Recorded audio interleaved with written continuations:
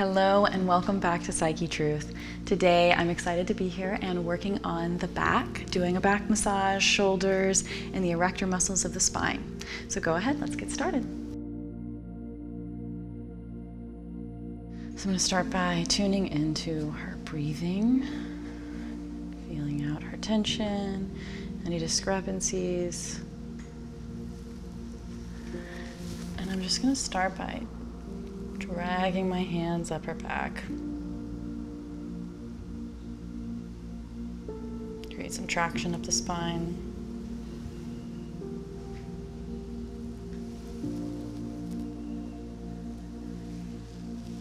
And all the way to the neck.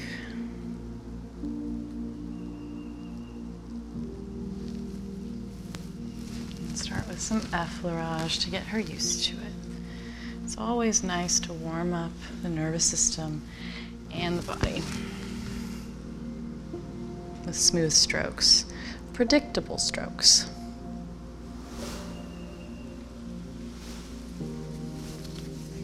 Predictable strokes can relax the brain.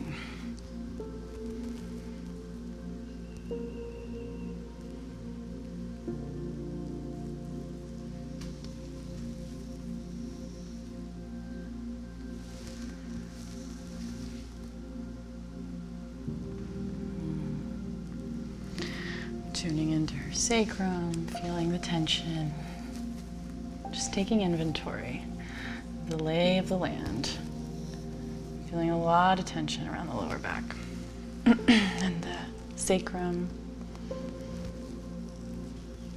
and these lower parts of the spine.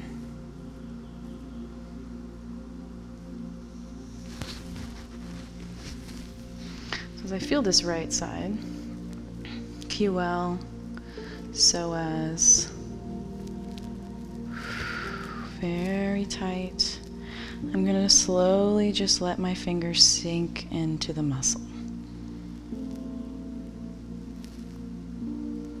It kind of wants to take me all different places. It's very tight. But it's helping me see what I'm working with. And I'm gauging her pain tolerance. How much can she handle?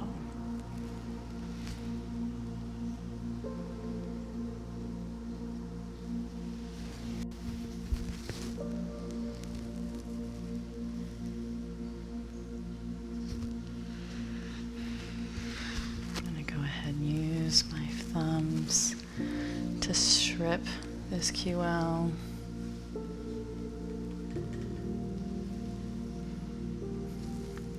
Long strokes, but I am using pressure.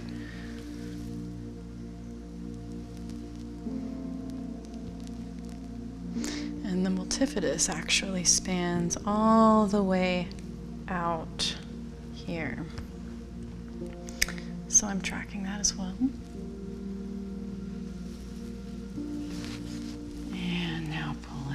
Opposite direction, creating length.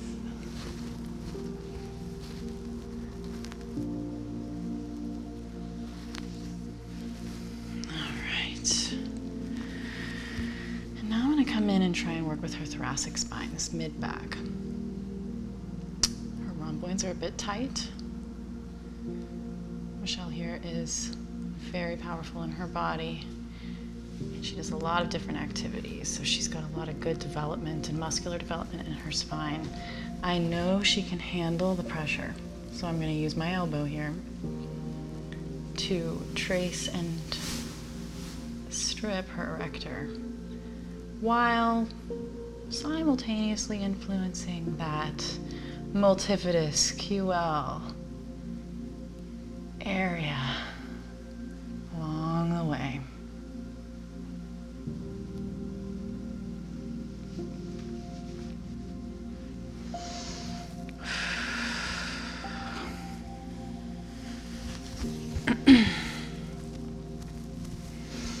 And I'm going to come up to the right shoulder.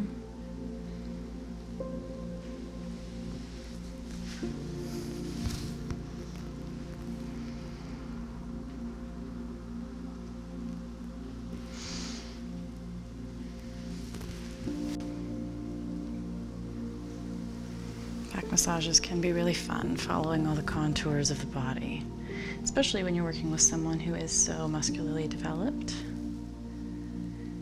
A lot of different tissues to follow.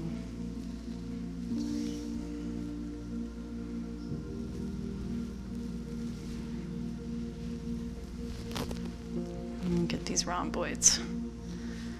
She works a lot.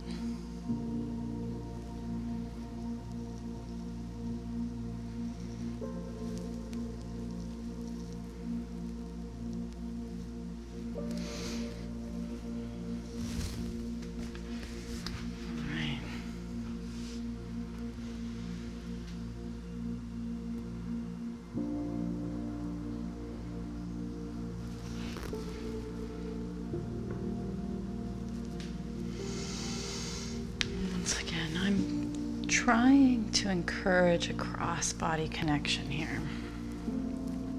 A lot of the times, if there's hypertonicity or a lot of tension in the spine, we need to start spiraling it and twisting it and showing you that you or it connects from right to left.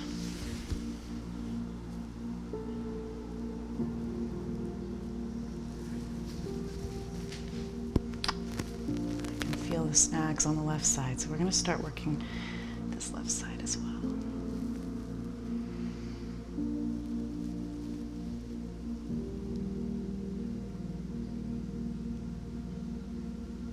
The spine can be complicated because it is affected both by the lower body and the upper body. It really is like the only one around a bunch of twos.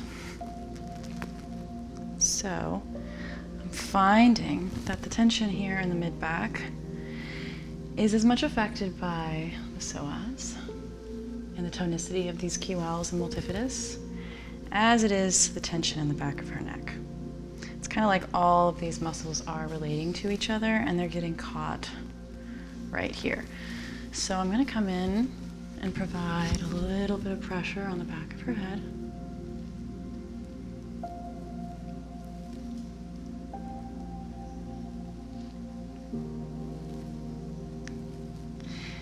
And I'm going to take this moment to call out to our patrons, Sebastian, Faisal Ali, and Mike Siegel.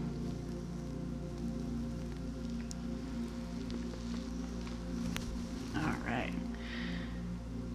Now we can get a little more length back here. I'm going to use my elbow to glide right in between. And I'm trying to pin down where the real tension starts in her back. And on both sides, I feel these erectors kick in right around here. So I'm gonna ask Michelle to breathe for me. Very good. And I'm going to slowly track that long muscle.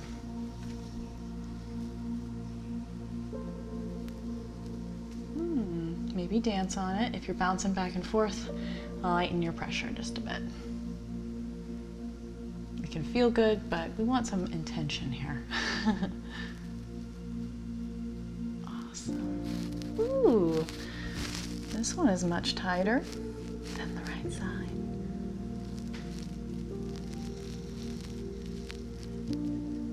All right, I'm gonna start slow over here. Something with this type of tension, I'm going to slow it down for a minute and use both of my hands. I'm going to negotiate with her brain and her nervous system, follow her breath, and see if there's any mobility here. If we can encourage breath into this area, that takes off some of my work. There we go. Thank you, Michelle.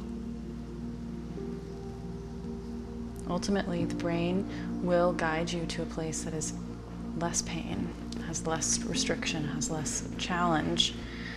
But it's hard to get the brain to go to areas that have pain because it tends to shut off when it gets overwhelmed. So breath is our gentle way of asking those neurotransmitters, and AKA the brain, to go to areas we cannot feel. And I don't know if you can tell, but that just relaxed this whole lower part Other things that live in this area are going to be kidneys and adrenals, both organs that are associated with stress and fight or flight, overworking, burnout. The more that those organs are challenged, the more they will retain fluid or swell. And when we retain fluid in the body, it actually affects the fibers of the muscles and the fibers and components of the fascia. And every time it's swollen, it creates more scar tissue. So when we're overworking and we're drinking tons of coffee and we are just like pumping those adrenals, remember that you're challenging the pain and that structural and fascial restriction that you feel in your back. Right here where we all feel it. And in Michelle's case, it's actually affecting her lower back as well.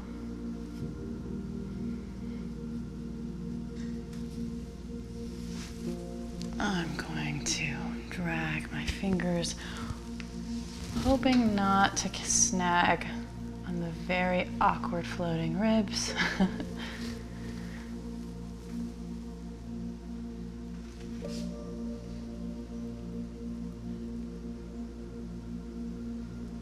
And I'm just tractioning that tissue. It is opening up for me. And I'm pulling it all the way over to the right side. Across the body, encouraging a little bit of rotation. It's almost like wringing out a towel. We need to have a little bit of rotation in the spine. I'm going to come back to this area because we are not complete. It's still pretty tense. And instead of a downward pressure that I was doing before, as I was trying to get to her erectors, I'm going to come on the other side of this muscle and press inward towards the spine.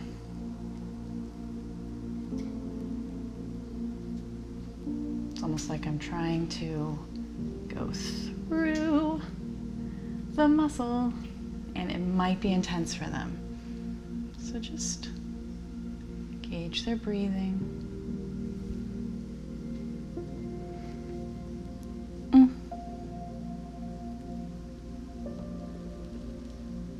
There we go.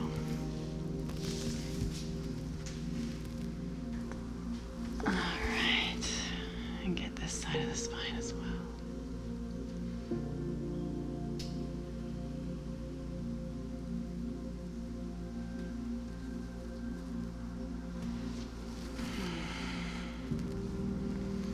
Okay. I feel a lot more length in her lower back, and in general, less resistance when I go to pull or traction this lower back.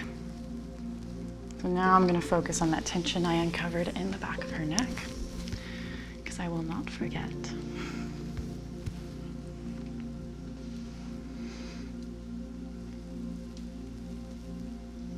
It is important when you work on the neck and they're face down not to put too much pressure, because the front of their faces will push into the headrest a bit. But I find working on the neck in the face down position can be really nice.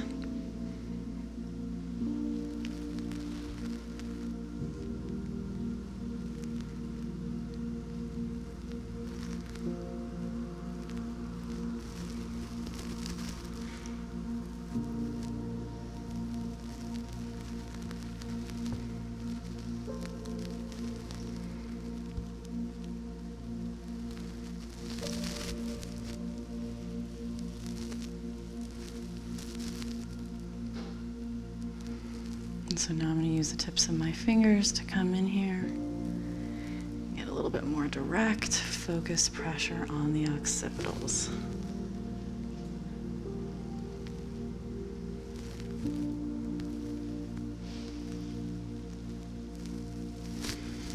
Now that I feel they've kind of released, I'm going to pull them in the opposite directions.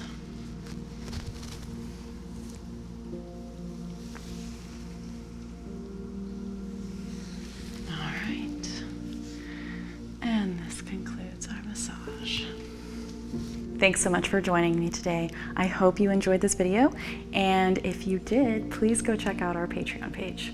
I will see you next week.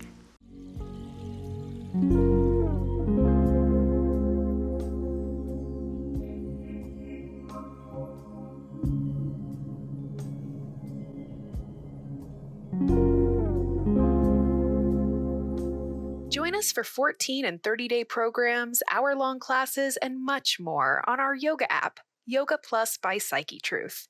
It's free to download and features a variety of wellness content, including yoga, fitness, Pilates, guided meditations, and interviews with dozens of wellness experts.